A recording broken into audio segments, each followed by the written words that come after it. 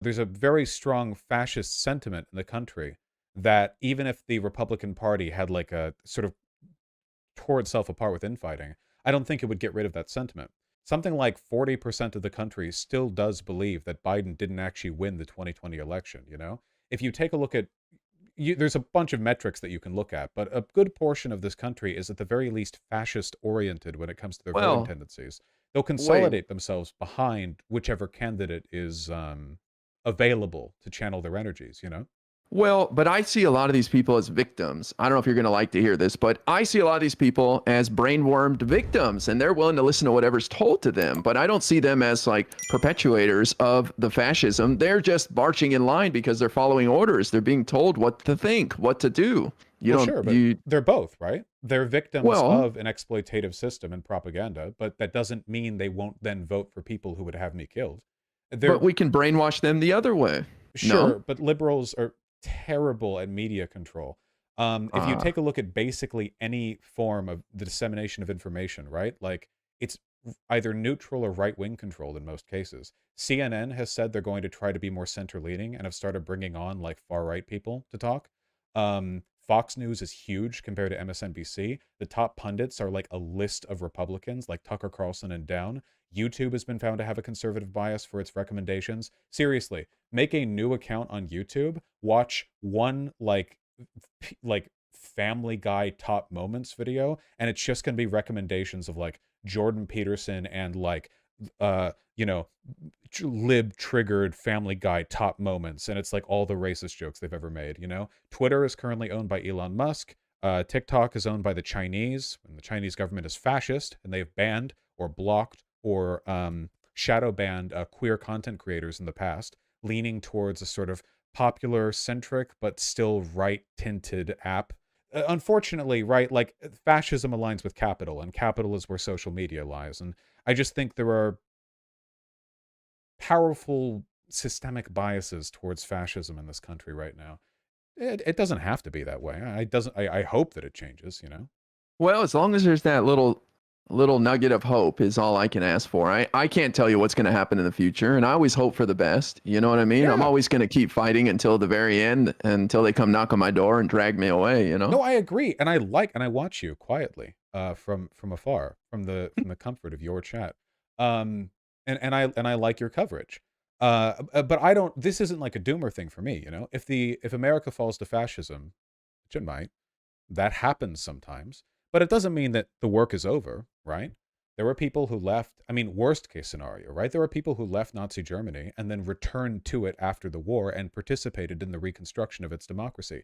Life continues onward no matter what direction things take, and I want to participate in that process. So I'm not suggesting people check out. In fact, I fight with my chat on this because there are people in chat who are like, "Oh, so you're saying it's over?" Well, nothing's ever actually over, right? I mean, eventually we'll die, but then other people will have their own stories. There's always value in engaging with this stuff. So don't take what I'm saying as like doomerism or anything. I'm just very concerned about anti-democratic tendencies in this country. Yeah, that's why I kept asking, how do we fix it? What's the path to putting us on the right path? But I know we'll disagree on, the capitalism part of it. I always tell people, and I think mentioned this to you last time we talked, that like let's get to Bernie's version of capitalism. Let's get to AOC's version of capitalism, and then I think it'll be easier to convince people to take the next step. Do you disagree on that? Well, I do think the fascists have relied on austerity and poor economic conditions to push their message. Oh, I mean, the Nazis did that. Yeah, I mean, of course, it was the humiliation of World War I and the Great Depression that allowed for the conditions, the sense of emasculation that Hitler played on with his speeches. So I do fully agree. I mean, of course, I'd love to push towards at least social democracy. Obviously, my long-term ambitions are a little bit more radical than that, but um, my main concern right now is the anti-fascist bent, right? Even if we're dealing with very basic liberal laissez-faire capitalism, that is preferable to fascism by an enormous amount. So I'm fully okay with like a what do you call it? Like a shared line, like a shared front. I've said to my chat, there is no left v liberal discourse right now. It's basically just those who are good at fighting fascism and those who aren't. Yeah, fair enough. I think there's a lot of people who want to fight, you know. There's a lot of people who are concerned about that and agree with you that we are headed down the wrong road and we need to push back. So, does that give you any hope at all that democracy was one of the number one issues why people came out along with abortion? Yeah. It's the most critical one. I know that Biden also, there are a couple other things. Biden a couple months ago met with some historians about the historical parallels between what we're dealing with right now and what other countries in the past have dealt with when it comes to the rise in far-right populism, and also the White House intervening to stop the four-star general appointment of that one general who was the main reason why it took a while for the National Guard to show up during January 6th. I forget what his name was.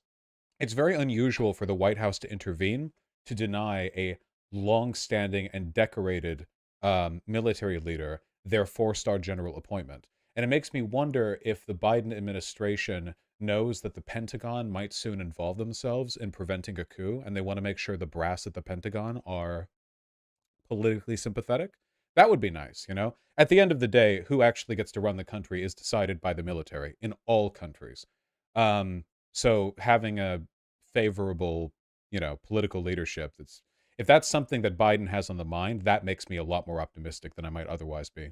Do you think that's true for America too, that the military controls? Oh yeah, for sure. If they, because we do have civilian leadership of our military with the defense secretary. Oh sure, if they, I mean, if they wanted to, they could just reduce every living person in DC to a bloody homogenate and then just take control. What are we going to do? You know, stuff like that does happen, usually in countries that are a bit less complicated than us politically, but it could happen here. It could always happen.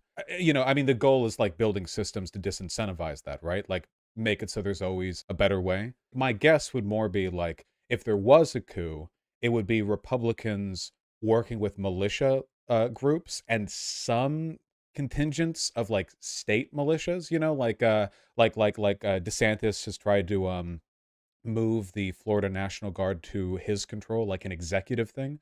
And if they did anything coup like there, it would be like, well, would the Pentagon step in, or would they like let the Republicans just take it away, you know? And that would be my concern. You have to hope that they'd be willing to step in and defend the Constitution.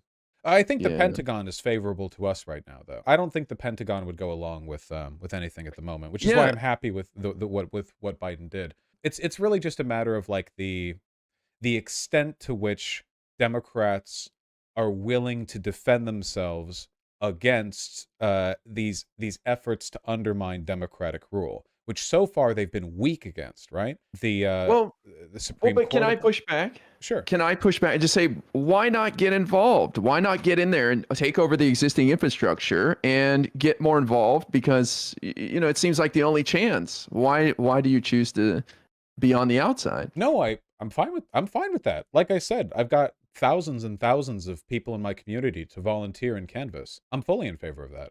I'm not going to run for office. Well, but you say like the Democrats creating a distance between like you and them, like they're a separate entity. Why not just become part of them?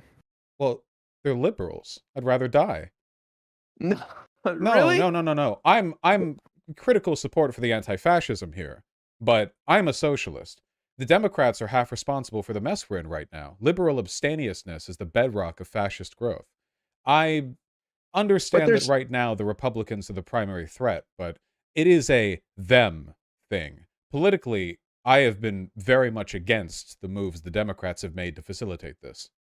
But I'm still happy to work with them and canvass and so on. You know, I'm not opposed to any of that. I encourage my audience to. And to run.